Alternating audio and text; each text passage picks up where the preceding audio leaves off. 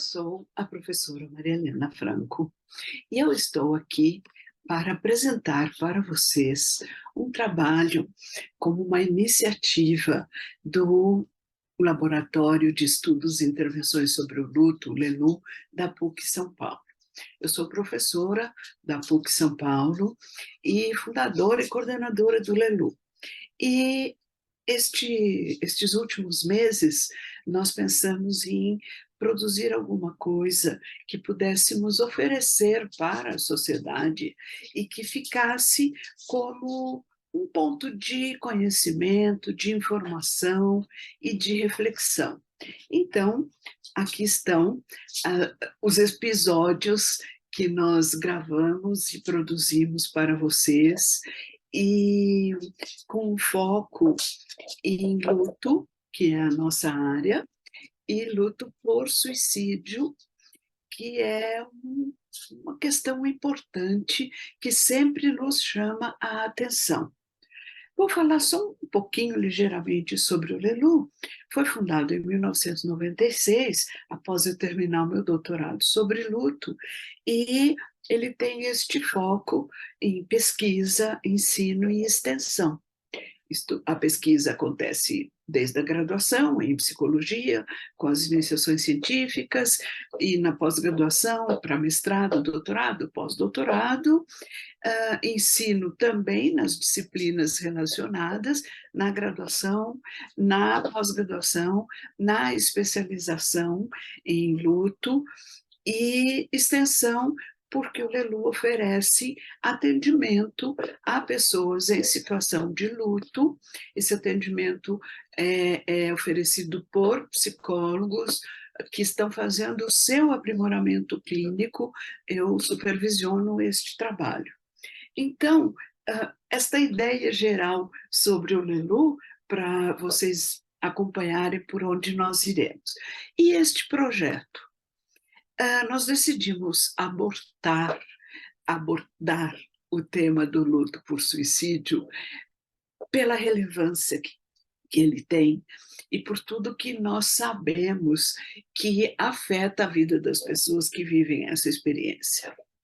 Some-se a isso quanto o suicídio é cercado por informações equivocadas, que alimentam um estigma e que tem um impacto muito forte, negativo, na experiência daqueles que perdem alguém querido dessa maneira. A gente sabe, o suicídio é um fenômeno que perpassa a história da humanidade.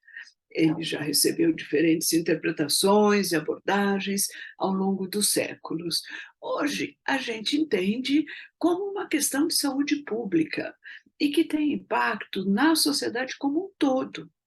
Porém, o suicídio ainda carrega mitos, estigmas sociais que tornam mais complexa a prevenção e pedem mais atenção no cuidado que vai se oferecer ao luto das pessoas afetadas pelo suicídio.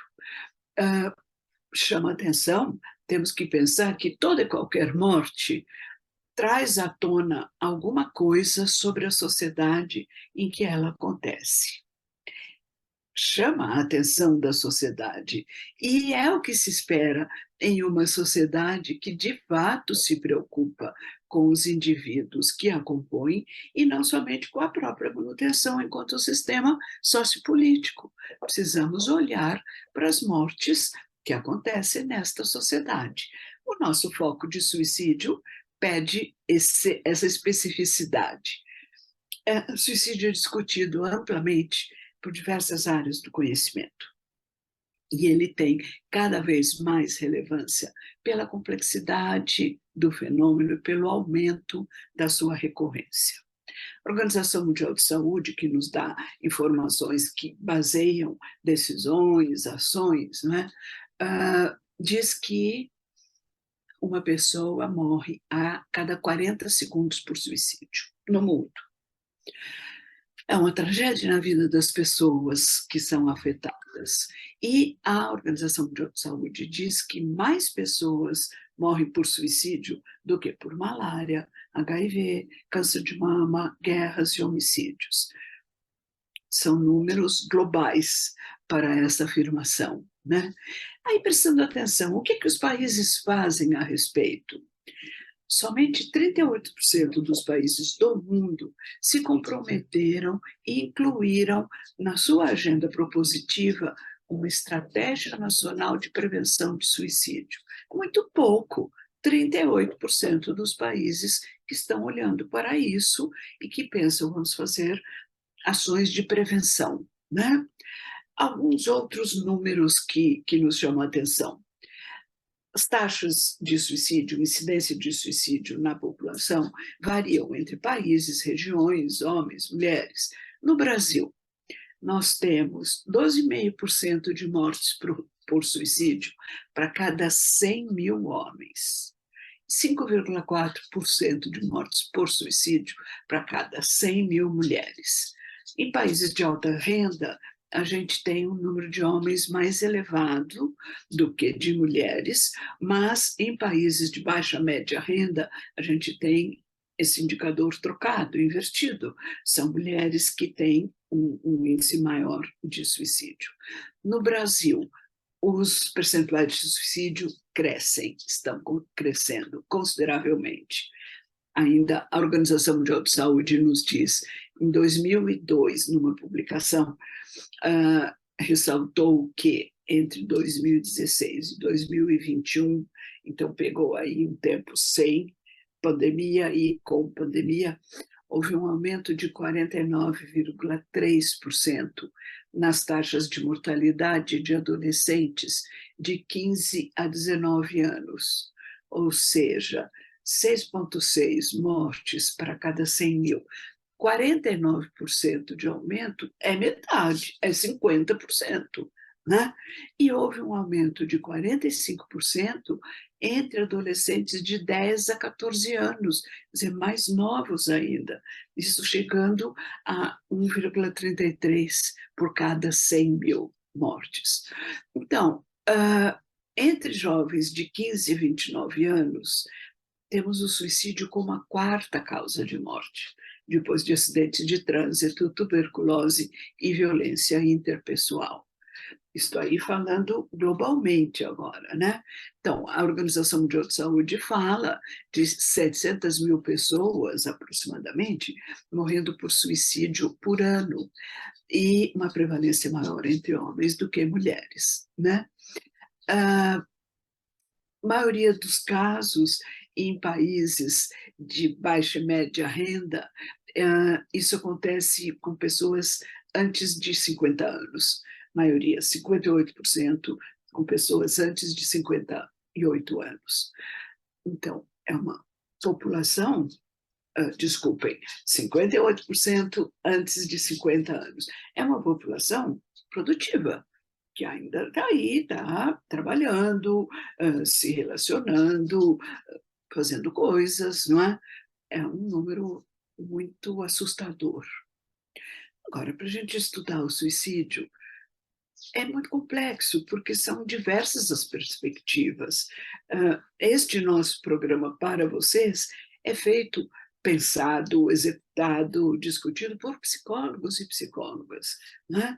Mas nós temos total consciência que a gente, para estudar suicídio, nós temos diversos pontos de vista, filosófico, sociológico, antropológico, moral, religioso, biológico, bioquímico, histórico, econômico, estatístico, legal, psicológico, psicanalítico. E são visões que se interpenetram. É muito importante a gente pensar, não são setores isolados, porque o fenômeno é amplo, ele traz esta amplitude para ser considerado, né? Então, para uma compreensão integrativa do suicídio, é necessário que essas visões compartilhem pontos de vista e conhecimentos entre si. Podem, e é natural, que sejam por uma outra visão, levando a pensar diferente do que a outra área, é claro, não vamos achar que vai ser uma coisa homogênea, né? Mas que sejam compartilhadas essas visões. E entender uma outra coisa, a forma como uma sociedade compreende e lida com o sofrimento humano contribui para a proteção ou vulnerabilidade para suicídio. Olha aí um olhar para a gente prestar atenção, né? Se 38% dos países do mundo incluíram na sua agenda programas de prevenção de suicídio, é muito pouco, e está dizendo que a sociedade, aí super amplo, não está prestando atenção nisso, não está cuidando de proteção e vulnerabilidade para suicídio, né? Uma questão que também vale a pena pensar, a diferença entre a ideação suicida e a tentativa de cometer o suicídio, a tentativa de levar a cabo esta ideação, este pensamento. A gente sabe que 2/3 das pessoas que têm um pensamento suicida, que têm a ideação suicida, nunca chegam a uma tentativa. Então, é importante este processo de transição entre pensar e fazer, né? E é um processo para a gente olhar bem, porque ele pode nos indicar alguns preditores e algumas explicações diferentes para a gente levar em conta quando vai estudar o fenômeno, né? Chamo também a atenção para um outro aspecto, que é como o suicídio é apresentado pela imprensa, como ele é trazido a conhecer para a população geral a partir daquilo que é informado, daquilo que é comunicado. Geralmente, tem um destaque para a pessoa que morreu, que tem um lugar, é uma figura pública, é uma celebridade. Também chama atenção quando o suicídio é precedido de um assassinato, principalmente se é por aquele que se matou, né? Muito associado, né, à violência doméstica, com situações tão delicadas e sofridas que merecem uma atenção para além do suicídio. Ele ali vem como resultado de uma sucessão de situações que não foram bem cuidadas, né? Temos também o suicídio nos atos terroristas, no caso dos homens-bomba, né? Não temos esta forma de terrorismo aqui, mas é uma ética associada a esse suicídio, revestida de significados que dão ao ato alguma notoriedade, alguma situação mais de destaque, principalmente na crença daquele que se suicida nessa condição, né? E vamos pensar também como noticiado o suicídio que provoca um problema que afeta a coletividade. Por exemplo, engarrafamento. Alguém está lá no meio da rua. Ou atraso no horário do metrô, porque ocorreu um suicídio na linha onde o metrô ia passar. E aí as pessoas pensam naquele suicídio a partir da sua experiência, que foi afetada, que eu vou atrasar, que será que meu chefe vai entender por que eu estou aqui, não é? Já é afetando a coletividade e permitindo interpretações muito à parte da experiência do próprio suicida, não é? E também uma outra coisa que chama atenção na imprensa, que é o sensacionalismo criado por maus profissionais, no uso das palavras, na formulação daquela realidade, daquele cenário.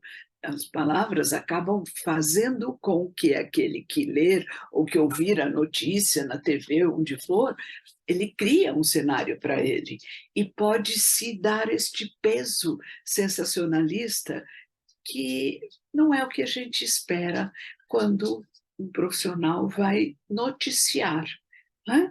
Existem razões para noticiar desta ou daquela maneira, e a gente tem experiência, eu digo a gente, eu e outros psicólogos que trabalham comigo, em trabalhar com a imprensa, construir cartilhas, diretrizes, documentos que facilitem aos profissionais da imprensa para se afinarem com a gravidade daquilo que vão comunicar e do efeito que a gente não quer daquilo que vão comunicar se for de uma maneira inadequada, né? A gente sabe também o risco de aumento no no número de casos de suicídio a partir de como é o foco de uma reportagem, né?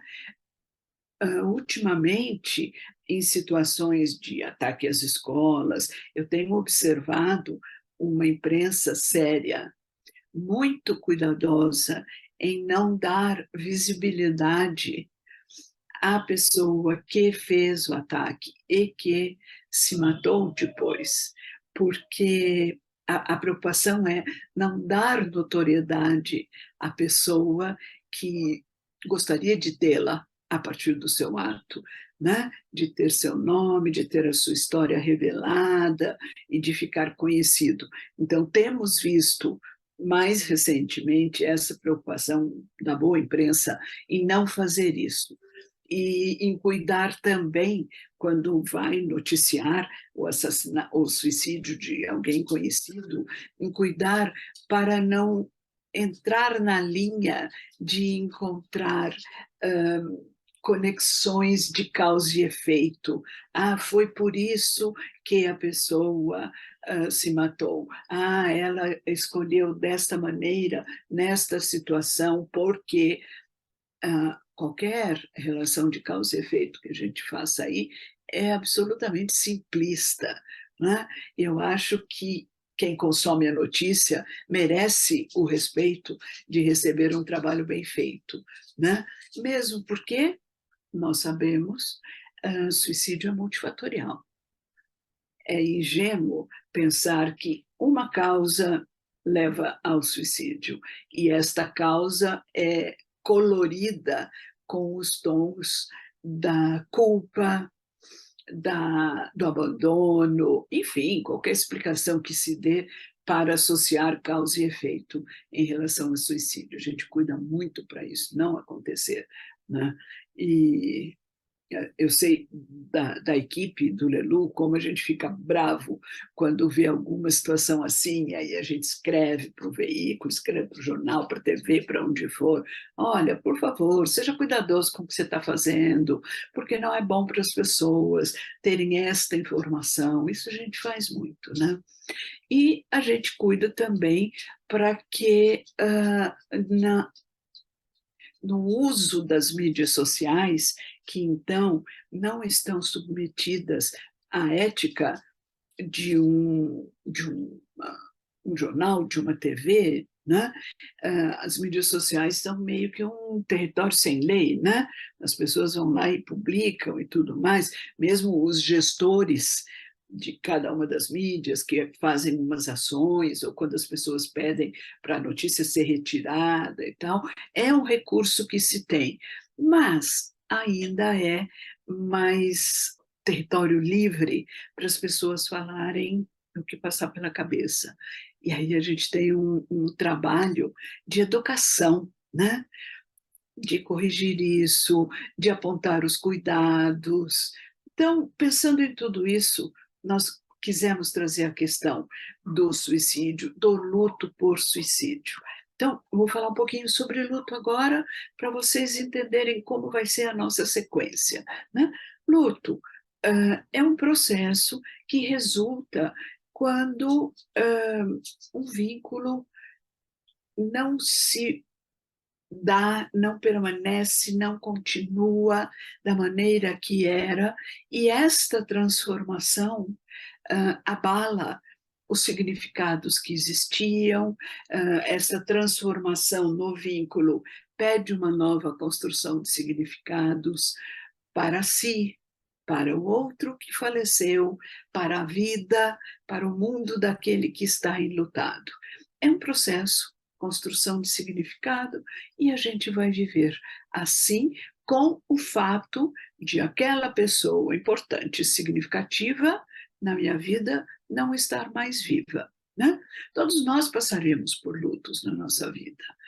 Passamos agora, passaremos, porque é inerente à disposição humana inata de criar vínculos. Nós não conseguimos viver sem criar vínculos. Algumas pessoas se esforçam, têm medo de se vincular, mas é um trabalho muito grande evitar, e acaba não sendo bem-sucedido, porque é uma tendência inata nossa que a gente crie vínculos. Agora, é uma experiência universal, o luto, porém, ele é vivido de maneira singular por cada pessoa, né? Trabalhando com luto há tanto tempo, fica para mim o cuidado de identificar o que é o luto deste, o que é o luto daquele, e para onde a gente vai com esta compreensão, né? Essa é uma grande preocupação. É uma experiência universal, todos nós vamos viver, mas são tantas as variáveis que entram naquela experiência particular e específica que, para eu generalizar, mesmo que eu tenha a preocupação de entender como abordar, como tratar, né, eu ainda preciso ter o cuidado de ver a experiência de cada um vivendo aquele luto, né? Existem algumas condições adversas para se viver um luto e que podem, então, desencadear o que, genericamente, a gente chama de um luto complicado. São vários fatores que entram, não é? Quem é o enlutado, a condição da morte, e com esses fatores sendo conjugados, levam a gente a compreender aquele luto específico daquela pessoa. A magnitude do problema do suicídio, a partir da perspectiva do luto, chama atenção, e é essa a nossa preocupação neste trabalho, né? As pessoas que ficam enlutadas nessa condição sofrem um impacto significativo nas suas vidas. Não dá para continuar do jeito que era, num luto sem ser por suicídio também é assim, mas no suicídio entram alguns fatores para os quais a gente precisa ter um olhar mais atento, né? As conexões sociais ficam abaladas, o significado de fora de quem está vivendo aquele luto é um significado muitas vezes pleno de julgamento, pleno de um movimento para pôr a culpa em alguém, e que é a última coisa que uma pessoa enlutada nessa condição vai precisar para poder viver o seu luto, né? Mudam as conexões sociais, muda a consciência de si naquele dado contexto, né? Alguns estudos falam que, por exemplo, na faixa das pessoas idosas, que tem uma experiência de isolamento social, porque os seus contemporâneos, as pessoas da sua idade, já faleceram, não tem mais proximidade, as novas gerações não estão atentas, são pessoas que vivem em solidão, né?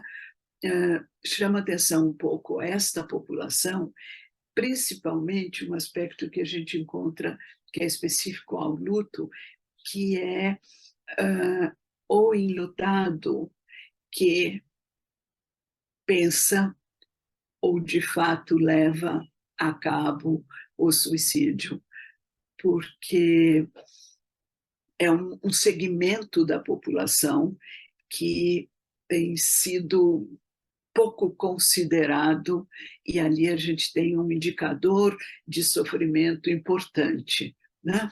O próprio adoecimento, a perda de parceiros, de amigos. Então, tem um ponto aí para a gente prestar atenção em relação à saúde mental dessas pessoas. Bom, vou falar um pouquinho do projeto. Dei a geral para vocês sobre por que suicídio e o nosso link para falar de luto por suicídio, e vou apresentar quem vai estar neste projeto falando com vocês. São os alunos do programa de pós-graduação em Psicologia Clínica da PUC São Paulo. Vocês terão um episódio gravado pela Thaís Fonseca Ares e Paulo Rocha, e eles abordam os lutos não reconhecidos e o sofrimento do pesar vicário. Vocês vão gostar de entender este conceito, e da fadiga por compaixão dos profissionais inviabilizados na atenção ao suicídio. Presta bem atenção, porque são profissionais inviabilizados, tornados assim. Depois vocês terão também um episódio da Vera Maluli, Lise Paixão, Cristiane Prisantelli e Daniel Saito, no qual eles abordam a experiência dos profissionais de saúde que oferecem atendimento a tentativas de suicídio no contexto hospitalar. Então, são profissionais que têm uma capacitação, uma experiência e que são demandados de uma forma muito específica no contexto hospitalar para situações de suicídio. Temos também a Vanessa Rigonati, a Natasha Maués e a Patrícia Batistella, que vão abordar uma perspectiva ampliada do suicídio relacionado aos ataques em escolas, o adolescente perpetrador, e tendo um olhar aberto para o aspecto social envolvido na comunidade que é afetada pela vivência de um ataque num ambiente que é entendido como base segura, não é? A escola. E, finalizando, nós vamos ter a Isabela Guedes e a Patrícia Campos, que vão fechar com uma fala focalizada no luto desencadeado pelo suicídio. Então, elas vão falar exatamente deste luto desencadeado pelo suicídio e algumas formas de atuação. Ao final, nós vamos apresentar algumas indicações onde pode ser buscado apoio ou informação para o luto por suicídio.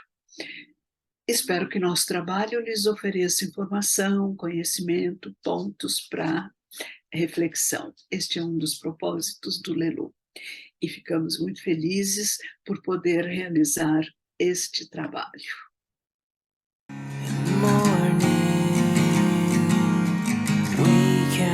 Start again.